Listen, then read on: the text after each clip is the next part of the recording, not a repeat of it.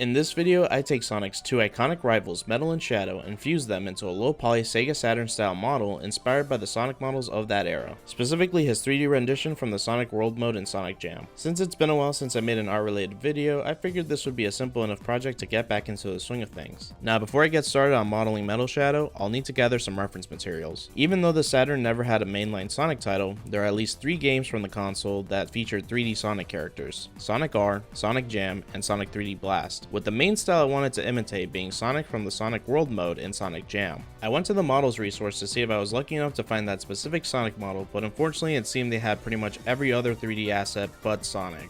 So instead, I did the next best thing and took some reference photos of the model in-game. Then I had a revelation looking through all these references.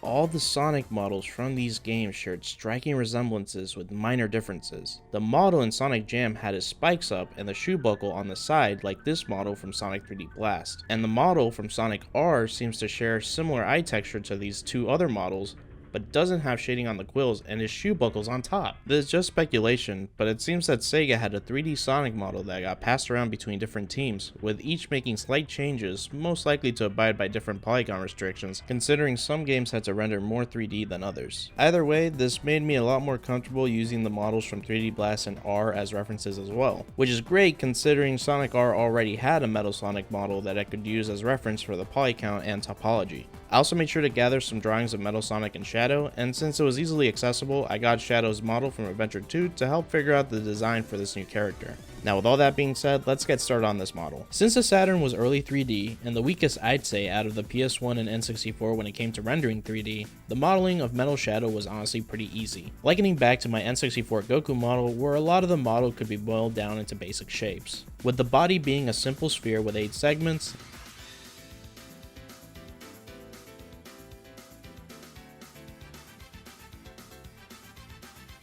the limbs being thin triangular prisms,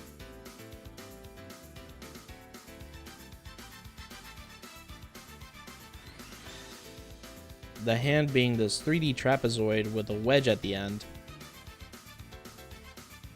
and the shoes being a box with another box pointing out and tapering and a wedge in the back. Really, the only difficult part of the body segment was getting the proportions right with the thrusters on each end and just the general size compared to the other limbs. Now the head did give me some grief, mainly on the quills. Like the other pieces, I tried to boil it down into basic shapes, noticing that the face was kind of like a half sphere split into 3 segments, the forehead, the eyes, and the mouth, with the mouth being more squished and smaller than the eyes and the forehead. The quills, however, took me 2 attempts, mainly because I tried to go with a topology too similar to what the R model had.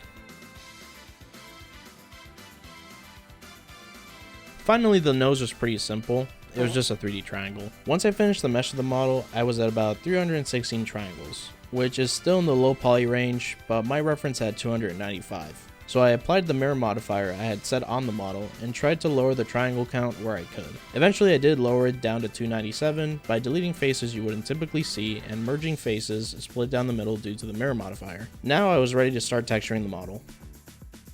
Harking back to the Goku model, there were only a few key features on this model that actually had to be textured, while a good chunk of it was just solid colors. These features include the eyes, the thrusters, and the shoes. It was at the texturing step where I decided to stray from the R model and look more towards the 3D Blast model, using bigger texture sizes for the eyes, going with a different design for the thrusters, and adding this dither gradient texture for shading on the back of the quills and the thruster. It was also at this step that I had to decide what changes I would make to Metal's design to make it more tied to Shadow. We have obvious changes such as changing the blue to a dark gray, but I also decided to replace the yellow for white. Since the yellow in the middle of Metal's body could be seen as representation of Sonic's stomach area, I decided the white would represent the white fur on Shadow's chest. Also, instead of silver for the arms and the legs, I decided to go with gold to represent the gold rings on Shadow's wrists and ankles, and made the top faces of each quill a solid red color. I also made the feet use a similar color scheme to his shoes, with white in the front, black in the back, and red on the bottom.